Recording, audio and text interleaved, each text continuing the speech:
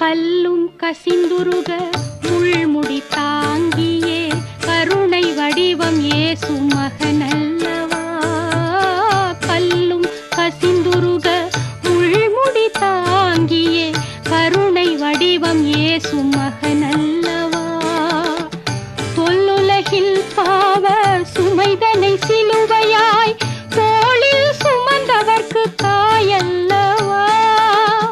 தொல்லுலகில் பாவ சுமைதனை சிலுவையாய் தோளில் சுமந்தவர்க்கு தாயல்லவா. அன்னை நீ எனக்கொரு வரமருள்வாய், ஆரோக்கிய மாதாவே அருள் புரிவாய்.